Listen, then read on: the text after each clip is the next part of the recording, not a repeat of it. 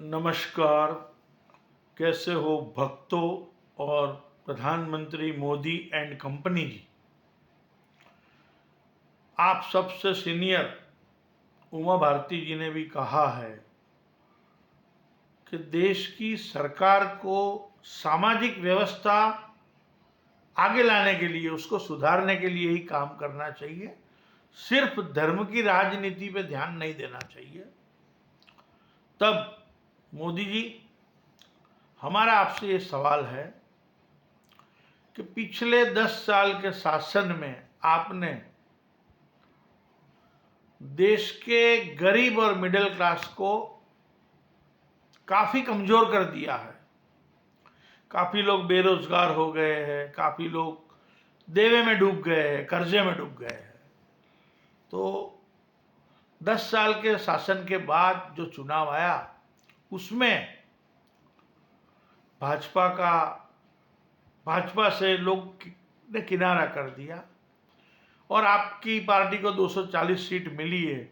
फिर भी समाजवादी पार्टी के अखिलेश यादव ने कहा कि ईवीएम से चुनाव नहीं होना चाहिए और ईवीएम में गड़बड़ी होती है, क्योंकि देश की आम जनता और काफी राजकीय पार्टी कहती थी कि बीजेपी को 125 से 150 सीट से ज्यादा नहीं आएगी। फिर भी 240 आ गई, पर सत्ता में बहुमति तो नहीं है इनकी। और ये भी जो हुआ है भगवान राम ने ही किया है ऐसा समझ लो।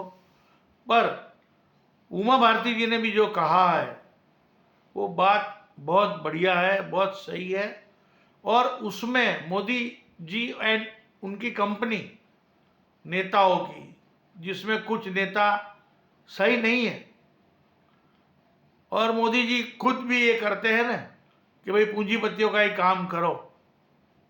लोगों के पास ट्रेन में बैठने के पैसे नहीं है, पर मोदी जी ने कहा था कि हवाई चप्पल पहनने वाले को भी मैं प्लेन में भेजूंगा, यानी उनके पास कैपेसिटी होगी।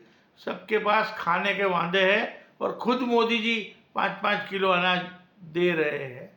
उसमें कोई कुछ होने वाला नहीं है, पर आपको समझने की जरूरत है। नहीं तो आपको विपक्ष में भी बैठने की जरूरत नहीं है, क्योंकि विपक्ष में क्या बोलना, जो लैंग्वेज है आपकी, वो भी प्रधानमंत्री को शोभा दे ऐसी तो कभी बोलते ही नहीं हो आप।